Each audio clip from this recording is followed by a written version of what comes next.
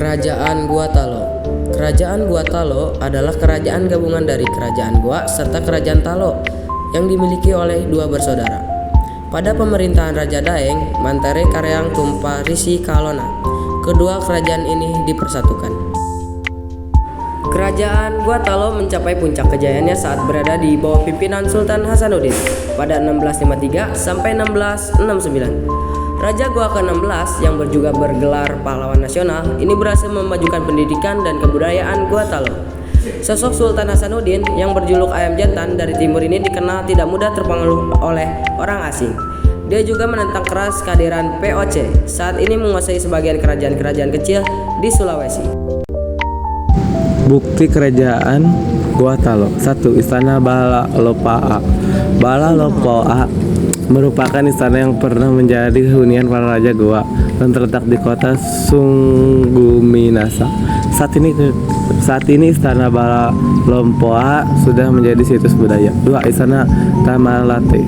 Selain Bala Lopa'a, ada juga Istana Tamalate sebagai jejak peninggalan dari kerajaan Kesultanan Goa yang juga berlokasi di kota Sungguminasa. 3. Masjid Katangka. Masjid Katangka atau saat ini disebut Masjid Al-Hilal adalah salah satu masjid tertua di Sulawesi Selatan yang dahulu menjadi Masjid Kesultanan Goa. 4. Benteng Somba Opu. Benteng Somba Opu termasuk saksi bisu sejarah Kerajaan Makassar yang sebelumnya dijadikan pusat pemerintahan sekaligus perdagangan. 5. Benteng von Rotterdam. Von Rotterdam atau Benteng Ujung Padang merupakan bekas markas pasukan Katak Kerajaan Gua Talo yang setelah perjanjian Bogaya menjadi milik Belanda. Kerajaan Bone. Sejarah Kerajaan Bone. Kerajaan Bone adalah kesultanan Islam yang terletak di Sulawesi Selatan. Sejarah mencatat bahwa kerajaan ini didirikan oleh Munurangi Ri Matajang pada 1030 Masehi. Kesultanan Bone berhasil mencapai puncak kejayaannya ketika masa pemerintahan Arung Palaka pada pertengahan abad ke-17. Dengan potensi yang beragam seperti dalam bidang pertanian, perkebunan, dan kelautan, Arung Palaka berhasil memakmurkan rakyatnya.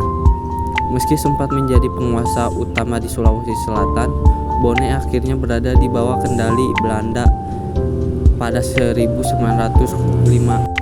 Kehidupan pemerintahan dalam bidang politik dan pemerintahan, Kerajaan Bone sangat menunjang tinggi nilai demokrasi atau kedaulatan rakyat.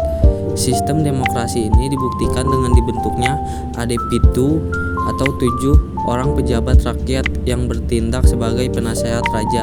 Selain itu, dalam penyelenggaraan pemerintahan, kerajaan sangat mengedepankan ajas kemanusiaan dan musyawarah. Kerajaan Bone juga banyak memetik saripati ajaran Islam dalam menghadapi kehidupan perubahan dan menjawab tentang pembangunan. Masa ke masa Kerajaan Bone.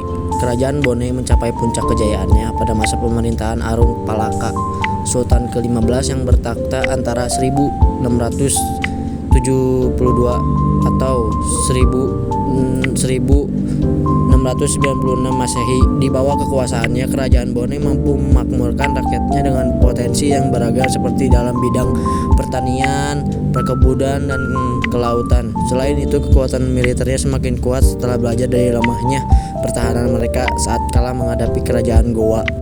Runtuhnya Kerajaan Bone.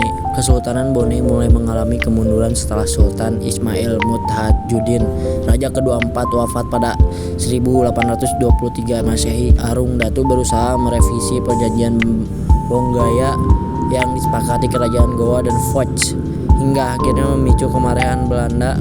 Belanda kemudian meluncurkan serangan hingga berhasil menduduki Kerajaan Bone. Sementara Arung Datu disasingkan. Dalam pengasingan, Arung Datu masih berupaya menyerang, tetapi usahanya selalu dapat ditumpaskan pasukan Belanda.